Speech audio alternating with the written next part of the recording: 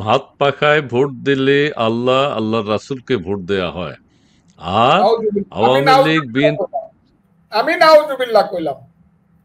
আমি উম্মি মানুষ, নামাজ রোজা অত করতে পারি না, আল্লাহ কি জানি আমাকে মাফ করবো কিনা, কিন্তু আমি এদের ব্যাপারে এই কথা যারা বলে যে ওই জামাতকে ভোট না দিলে হ্যাঁ জি, পাপ হবে, বেহেশতে যাইতে পারবে না, আবার যারা বলে যে কি বললেন আপনি, আমি আপনাকে বেহেশতে বলি এরা জি, যদি ইসলামী শাসনতন্ত্র করতে চায়, এরা যদি ইরানের মতো আফগানিস্তানের মতো দেশ করতে চায়, জি, উনাদেরকে জি, আমি জি, বলবো খুব শ্রদ্ধা করে সম্মান করে বলবো, কোন কোন সময় কেউ কেউ আওয়ামী লীগের পাকার তলে থেকে বেঁচেছেন, শেখ হাসিনার পাকার তলে, আর কেউ জি, কেউ কেউ কেউ খালেদা জিয়ার পাকার তলে থেকে তার পায়ের কাছেও বসেছেন স্টেজে।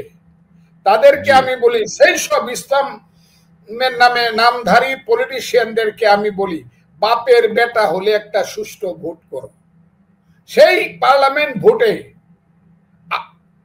আপনারা যদি পাশ করতে মেজরিটি পান, নিশ্চয় আপনারা ইরান বানান আফগান, কিন্তু আগে কথাটা কম লাগবে, 5ই আগস্টের মতো বাটপারি করা যাবে না, 5ই আগস্টের মতো মুনাফিকি করা যাবে না। স্লোগান দিবেন বৈষম্য বিরোধী আন্দোলনের, স্লোগান দিবেন এক দফায় এক দাবি, শেখ হাসিনা কবে যাবি, আর 5ই আগস্টে শেখ হাসিনাকে তারাই দিয়ে বলবেন না আমরা তো শেখ হাসিনাকে কাল তারাই নাই, আমরা বাংলাদেশেই মানি না, সংবিধান মানি না, আমরা ধর্মনিরপেক্ষতা মানি না, অসাম্প্রদায়িকতা মানি না, আমরা কিচ্ছু মানি না, আমরা চাই হিজবুত তাহরীরের একটা দেশ হবে। এটা তো মুনাফিকি। আপনারা বলেন ইসলাম নামে যারা রাজনীতি করেন যে আমাদের ইসলামের সমস্ত দল একসাথে হন, আমি তো চাই। যারা বক্তৃতা করেন রাতের পর রাত দেখি, সেই সব বক্তারা কি বক্তৃতা করেন করে গিয়ে বলেন আমাদেরকে ভোট দিলে আমরা ইসলামী শাসনতন্ত্র করব, আমাদেরকে ভোট দিলে আমরা এই দেশটাকে আফগানিস্তানের মতো বানাবো। আজকেও আমি দেখলাম, এতদিন বলতেছিলাম 1/3 লোক না খায়া থাকে রাতের বেলা, আজকে দেখলাম 2 বেলা অর্ধেক লোক না খায়া থাকে, মরে যাবে সব, কুকুরের মতো বসবাস করে আফগানিস্তানে। আমি আপনাদেরকে খুব কথা বলি, আপনারা যদি এটাকে ইরান বানাতে চান, আফগানিস্তান বানাতে চান, তাইলে গণতন্ত্রের নামে আপনারা রাজনীতি করেন কি করে? আপনারা তো গণতন্ত্রকে তাহলে বলতে হবে গণতন্ত্র বেদাত, গণতন্ত্র বেশরিয়তি। আর ইরানের মতো বলতে হইলে বলতে হবে তাদের একজন আয়াতুল্লাহ খুমিনি লাগবে, আর এক দলের মধ্যে শুধু ভোট হবে, অন্য কোনো দল থাকবে না, জি, জি, অন্য কোন দল। তাইলে তারা এই দলের সুযোগ নিয়ে তারা সেই মুনাফিকিটায় দল করার সুযোগ নিয়ে মুনাফিকিটা করতেছে কেন? যারা পাস করে বলে আমরা আফগানিস্তান করব, আগে বলেন বাপের বেটা হইলে যে আমরা আধুনিক গণতন্ত্র মানি না, আমরা কোরআনের শাসন মানি। আমি সেলিউট করলাম আপনাদেরকে, বলেন যে আমরা আধুনিক গণতন্ত্র মানি না, কোরআনের শাসন মানি। আমরা ঢাকা বিশ্ববিদ্যালয়কে সিনিয়র মাদ্রাসা বানাবো, যে মাদ্রাসা হয়ে গেছে অলরেডি। জি, হয়ে গেছে, জি, এটা বলেন। ঘোষণা বাকি আপনারা আছে। বলেন এই দেশে রবীন্দ্রনাথ ঠাকুর, কবি নজরুল ইসলাম, তাদের কবিতা টবিতা গান টান শোনা যাবে না, পড়া যাবে না, এটা বলেন। বলেন যে আমরা হইলে শুধু ওয়াজ মাহফিল করতে পারবে, কিন্তু কেউ লালনের গান করতে পারবে না, কেউ বাউল সঙ্গীত করতে পারবে না, কেউ নাটক করতে পারবে না, কেউ ড্রামা করতে পারবে না, কেউ যাত্রা গান করতে পারবে না, কেউ সাংস্কৃতিক অনুষ্ঠান করতে পারবে না, কেউ বিতর্ক অনুষ্ঠান করতে পারবে। বলেন বাপের বেটার মতো, তারপরে ভোটে আসেন। আমি যাব ফজলুর রহমান, আমি আমার দল, তা আমার দলকে সম্মান জানিয়ে বলছি, আমি ফজলুর রহমান যাব সব জায়গাতে এবং গিয়া বলবো আমাদেরকে যদি ভোট দেন, আমরা হলাম আধুনিক মানুষ, গণতান্ত্রিক মানুষ, তাহলে এই দেশে আমি গণতন্ত্র করব। আমাকে যদি ভোট দেন তাহলে এই দেশে মানুষের পেটের ভাত পরনের কাপড় আনবো। আমাকে যদি ভোট দেন তাহলে বাজারে জিনিসপত্রের দাম কম থাকবে।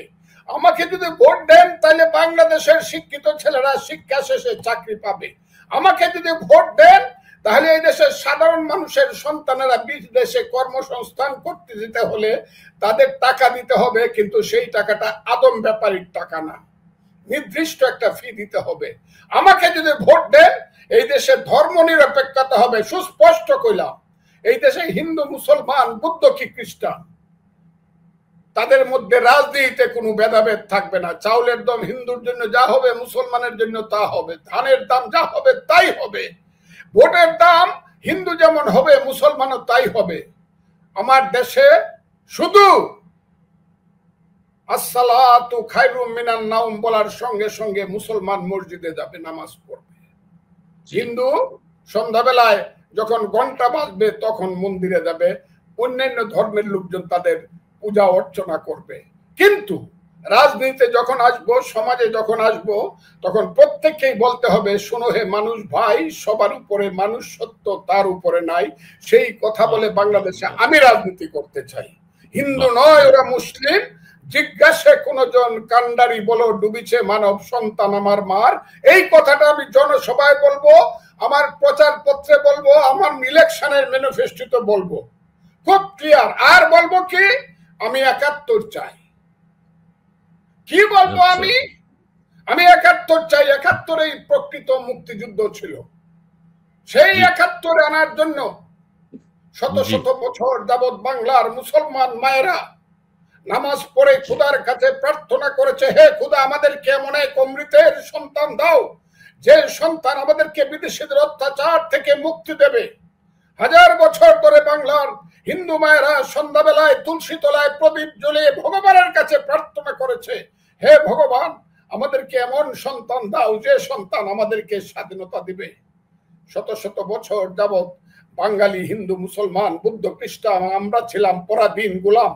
বিশেষ করে ব্রিটিশের আমলে নীল সাহেবদের অত্যাচারে জর্জরিত হয়ে আমাদের হিন্দু মুসলমান মায়েরা খোদার কাছে কেঁদে কেঁদে বলতো, ছেলে ঘুমালো, পাড়া জোড়ালো, বর্গি এলো দেশে, বুলবুলিতে ধান খেয়েছে, খাজনা দিব কিসে, ধান ফোরালো পান ফোরালো, খাজনার উপায় কি, আর কটা দিন সবুর করো রসুন শুনেছি।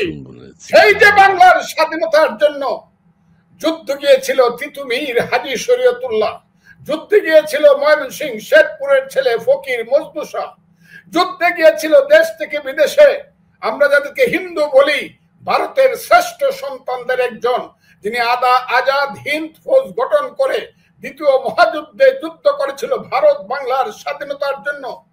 সেই যুদ্ধ করতে করতে জীবন দিয়েছিল ক্ষুদিরাম সূর্য সেনের মতো দেশপ্রেমিকেরা। আর আমাদের রাজনৈতিক নেতারা সারা জীবন বাংলার মানুষের মুক্তির জন্য সংগ্রাম করেছে। শেরে বাংলা একে ফজলুল হক, হুসেন শহীদ সোহরাওয়ার্দী, শরৎ বোস, মৌলানা আব্দুল হামিদ খান ভাসানী, বঙ্গবন্ধু শেখ মুজিবুর রহমান। আর যুদ্ধ যখন শুরু হলো তখন সামরিক নেতৃত্ব দিয়েছে জেনারেল এমএজি উসমানী, সামরিক নেতৃত্ব দিয়েছে মেজর জি I do hereby declare the independence of Bangladesh, সামরিক নেতৃত্ব দিয়েছে পরবর্তী সময়ে ১ number sector commander Rafiqul Islam, ২ number sector commander Khaled Musharraf, পরবর্তী সময়ে Haider, ৩ number sector commander major Shafiullah, ৪ number sector commander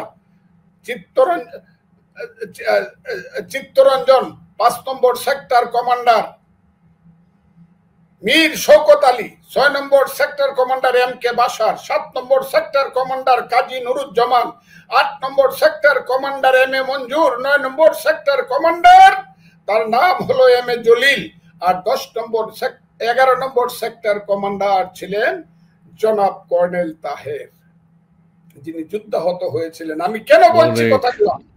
আর মুক্তিযুদ্ধে বেসামরিক নেতৃত্ব দিয়েছিল মুজিবনগর সরকার, যার নেতা ছিল সৈয়দ নজরুল এবং তাজউদ্দিনেরা, মনসুর আলী, কামরুজ্জামানেরা।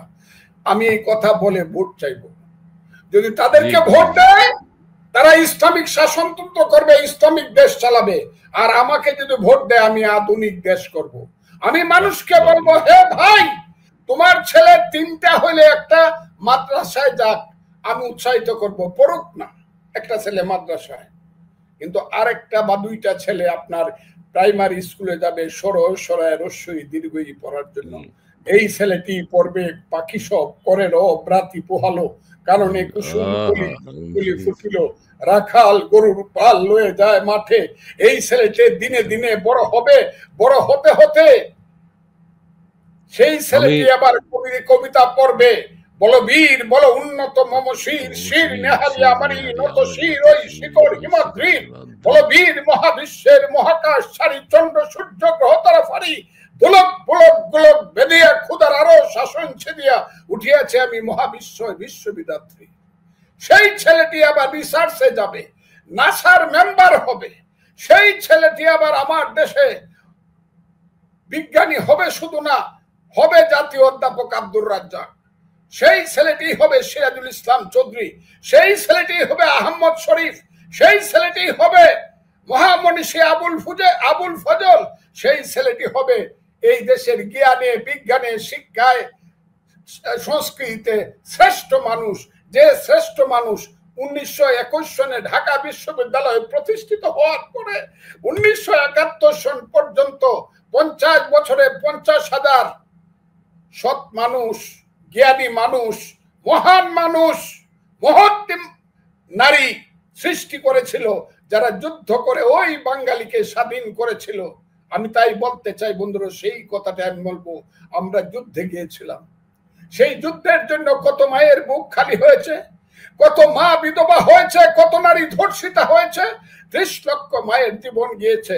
আমি পরশুদিন একটা জায়গাতে বলেছিলাম, আজকেও কথাটা বলে দেই, এটা আর হয়তো একদিন বলবো, আর বলবো না। ট্রেনে পরে একটা ছেলে মাকে লুকিয়ে যুদ্ধে চলে গেল। তার মা হলো একজন স্কুল টিচার, বাসা তাদের মগবাজারে। ছেলেটির নাম হলো আজাদ। ছেলেটি ট্রেনিং দিয়ে এসে যুদ্ধ করে ধরা পড়ল। ক্লাস 10-এ পড়ে ছেলে, ঢাকার পূর্ব অঞ্চলে ধরা পড়লো, 2 নম্বর সেক্টরের ছেলে। সেই ছেলেটিকে পিটাইতে মৃত পায় অবস্থায় তাকে রমনা থানাতে আনা হলো। তখন তাকে মাকে খবর দেওয়া হলো, তোমার ছেলেকে যদি দেখতে চাও তুমি আসো। মা পাগলিনীর মতো আসলো, আইসা দেখলো রমনা থানার ওই যে জেলখানার ভিতরে ফ্লোরের মধ্যে রক্তাক্ত অবস্থায় তার ছেলেটি পড়ে আছে। সেই ছেলেটিকে দেখেই মা ছেলেটিকে বুকে জড়ায় ধরলো, রক্তাক্ত হয়ে গেল তার কাপড়। বললো, মা আমি তো মরে যাবো। বলে, তুই মরবে না, তোর আগে আমি মরবো, তোর কি করতে হবে বল, তুই কি চাস? বললো, আমি কিছুই চাই না, আমার জন্য কাঁদো না মা, আমার যেন ইচ্ছা করতেছে। গত 7 মাস যাবৎ যুদ্ধ করতে করতে খাবার ভুলে গেছি, কি খাই জানি না। 7 মাসে একদিনও মুরগির মাংস খাই নাই মাগো, তুমি আমারে ভাত আর মুরগির মাংস দিয়ে একটু খাওয়া। পরের দিন সকালবেলা মা, আমি কথাটা, আপনি বইটা পড়ে দেন, বইটার নাম এই হলো মা। এই বইটা আনিসুল হকের বই, আপনি পড়ে দেখবেন। সেই বিখ্যাত উপন্যাসিক আনিসুল হকের বই। সেই মা মুরগির মাংস, মুরগির তরকারি রান্দাই না, যখন আসলো তখন দেখলো ছেলে নাই। ওসিকে জিজ্ঞাসা করলো, ওসি হলো পাঞ্জাবি, বলো তুমকা ছেলে ইদার নেই, যাও। কয়েকটা লাথি মেরে তাকে বাইর করে দিল। তখন যখন সে কাঁদতে কাঁদতে চিৎকার করে বের হয়ে যায়, তখন একজন বালুচ পুলিশ ছিল, যারা এখন মুক্তিযুদ্ধ করে পাকিস্তানিদের বিরুদ্ধে। সেই বালুচ পুলিশ তাকে বললো, তোমারা ছেলে খতম হো জায়গা, গত রাতে তোমার ছেলেকে হত্যা করা। সেই মা 14 বছর বেঁচে ছিল, জীবনে কোনোদিন ভাত খায়নি, মুরগির মাংস টাচ করে নাই। ছেলেকে যেহেতু দেখেছিল ফ্লোরে শুয়ে আছে, সে কোনোদিন শীতকালেও ফ্লোরের বাইরে এসে শুয়ে নাই। সেইটার নাম হলো মুক্তিযুদ্ধ। এইগুলার নিয়ে এখন রং তামাশা করে কথা বলা হয় বন্ধুরা। কে নাকি আমাদেরকে মুক্তিযুদ্ধ করে দিছে, কার সল্লায় পড়িয়া, কার কুপরামর্শে নাকি বাঙালি জাতি যুদ্ধ করছে। সেই যুদ্ধ আমরা করেছিলাম বন্ধুরা, দিনের পর দিন, মাসের পর মাস, আষাঢ় শ্রাবণের বৃষ্টি ভরা রাতে অমানিসার অন্ধকারে ট্রেনিং দিয়েছি।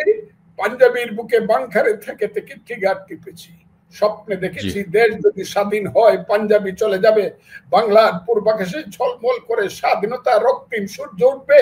সেই স্বাধীনতা মুক্তিযুদ্ধ যখন মেঘের আড়ালে ঢাকা পড়ে গেছে, কিসের দল, কিসের রাজনীতি, মুক্তিযুদ্ধ যখন ঢাকা পড়ে যায় বাঙালির শ্রেষ্ঠ অর্জন, তখন আমি ফজলুর রহমান কথা বলবো না, কথা বলবো কে? কেন রাজনৈতিক দলগুলো কথা বলবে না? বাংলাদেশে থাকবে, মুক্তিযুদ্ধ অপমানিত হলে কথা কেন বলবে না কোন রাজনৈতিক দল? আমি এটা বুঝতে চাই এবং জানতে চাই। আমি দেখতেছি তো সমস্ত মেয়াদেরকে, আমি দেখতেছি শুধু মন্ত্রী আর প্রধানমন্ত্রী হলে আর এমপি সাহেব হইলে আর ওই বৈশা বৈশা সংস্কারের নামে শেরাটন থেকে আর সোনারগাঁও থেকে নাস্তার লাঞ্চ আর ডিনার খাইলে পরেই বাংলাদেশ বাঁচবে। এই দেশ যদি আফগানিস্তান হয়ে যায়, এই দেশ যদি সিরিয়া লেবানন হয়ে যায়, আমার দেশের প্রধানমন্ত্রীর দরকার কি? কি দরকার আমার? কিসের রাজনীতি? যারা আজকে কথা বলে না তারা বুঝবে। বুঝেছিল ইরানের সেই বনি সদর, যে বনি সদর ছিলেন ইরানের মধ্যবর্তী লোকজনের নেতা, লিবারেল পার্টির নেতা। সেই বনি সদরের কান্দের উপরে ভর করে কিন্তু রাজাকাররা, ওই আজকে যারা ইরানে ক্ষমতায় আছে তারা ক্ষমতায় আইছিল, তারা লাথি মেরে ফালায় দিছে। আজকে যারা বনি সদরের ভূমিকা অবতীর্ণ হয়েছে তারা কিন্তু বুঝবে আমার কথা কোনোদিন আল্লাহর রহমতে মিথ্যা হবে না। কারণ আমার রাজনৈতিক বয়স হইল 61 বছর, আমি 61 বছর যাবৎ রাজনীতি করি। আমার অভিজ্ঞতা আল্লাহর রহমতে ভুল হবে না। যারা বনি সদরের ভূমিকা অবতীর্ণ হয়েছে, যারা বঙ্গবন্ধুর বাড়িটা আগুন লাগাই দিলে পরে কথা বলে না, তার বাড়িতে বুলডোজার দিয়ে ঘুরাই দিলে কথা বলে না, যার আঙ্গুলের ইশারায় বাংলাদেশে মুক্তিযুদ্ধ হয়েছে, ওই 7 জন বীর শ্রেষ্ঠ ভাস্কর্য নামায় যখন পা দিয়া পারে যারা কথা বলে না, তাদের বাংলাদেশের নেতৃত্ব করার দরকার কি? কি দরকার? দরকার নাই তো। এই দেশ আগে স্বীকার করতে হবে এটা বাংলাদেশ। এই বাংলাদেশ যে পাকিস্তান থেকে বাংলাদেশ হয়েছে, এর জন্য একটা মুক্তিযুদ্ধ হয়েছিল, এটা স্বীকার করতে হবে। এর জন্য 30 লাখ লোক মরছিল, এটার জন্য স্বীকার করতে হবে। এর জন্য শত শত বছর যাবৎ বাঙালির পূর্বপুরুষেরা যুদ্ধ করেছিল, এটা স্বীকার করতে হবে। তারপরে 72 সনে শেখ মুজিবুর রহমান ভুল করছিল, বাকশাল করিয়া ফেসিস্ট হয়েছিল, জিয়াউর রহমান সাহেব এই করছিল, এরশাদ সাহেব স্বৈরাচার করছিল, শেখ হাসিনা ফেসিজম করছিল, 100 বার কও। কিন্তু বাপ মানো না, মা মানো না তুমি। মুক্তিযুদ্ধ তো আমার মা। মুক্তিযুদ্ধের পেট চিনে তো বাংলাদেশ। মুক্তিযুদ্ধ না হলে বাংলাদেশ হইতো। মাকে মানো না, তুমি তো কুসন্তান। সেই কুসন্তানেরা এখন বাংলাদেশে নেতৃত্ব করতেছে। কালকেও দেখলাম একটা কুসন্তান। এইগুলারে মানুষ ব্যাগ বুঝা বওয়ার জন্য নেওয়ার কথা নয়, এরা মন্ত্রী হয়ে বসে আছে। ব্যাগ বুঝা বইতে পারবো না মানুষের। এই কুসন্তানেরা বলে যে বাংলাদেশ নাকি চক্রান্তের মাধ্যমে সৃষ্টি হয়েছে। হয় আমারে মার, তা না হলে তোদের মুখ বন্ধ কর। এইসব বাজে কথা কয়ে মুক্তিযুদ্ধকে অপমান করার অর্থই হইলো, কিন্তু আমি বলে দেই, একটা দেশে এমনিই কিন্তু গৃহযুদ্ধ হয় না। এই ছেলেটা বলছিল গৃহযুদ্ধ হবে, আমি গৃহযুদ্ধ চাই না। কিন্তু মুক্তিযুদ্ধকে যারা এই সব করতেছে, সেই মুক্তিযুদ্ধকে রক্ষা করার জন্য কিন্তু প্রয়োজনে আবার মুক্তিযুদ্ধ হবে। আমি মুক্তিযুদ্ধ চাই। আমি চাই এই দেশের মানুষ মধ্যযুগীয় বর্বর না, মধ্যযুগীয় বর্বরতার দিকে নয়, অন্ধকারের দিকে নয়, আলোর পথে হাঁটবে। সে আলোর পথে হাঁটার জন্য আমরা কিন্তু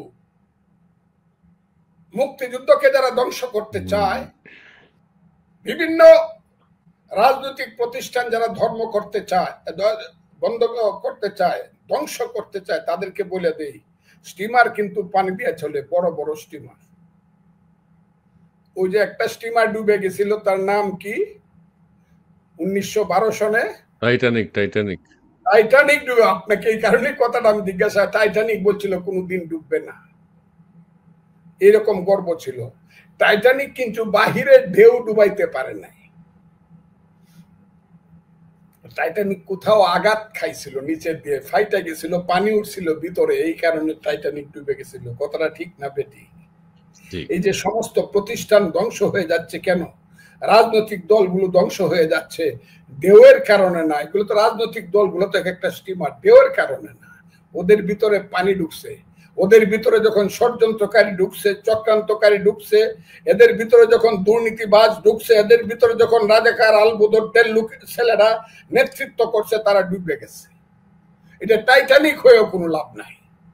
আমি তাই আজকে বলতে চাই, আপনি যে কথাটা আমাকে জিজ্ঞাসা করছেন মুক্তিযুদ্ধের কথা, মুক্তিযুদ্ধ দেশে থাকতে হবে। আর যদি কেউ নেতৃত্ব দেশে করতে, আমি বলে দিলাম, আমি একটা দল করি, তারপরে জানি না কি হবে। আমি একটা দল করি, যদি রাজনীতি দেশে কেউ সঠিকভাবে করতে চায়, নেতৃত্ব করতে চায়, আজকে মুক্তিযুদ্ধ যেভাবে অপমানিত হচ্ছে, সেই মুক্তিযুদ্ধকে ফিরে আইনে একজন এই দেশের প্রধানমন্ত্রী হইতে হবে। তা না হইলে কিন্তু মানুষ একদিন প্রশ্ন করতে পারে, ইতিহাস একদিন কিন্তু তাদের নামে কলঙ্কের কালিমা লেপন করতে পারে।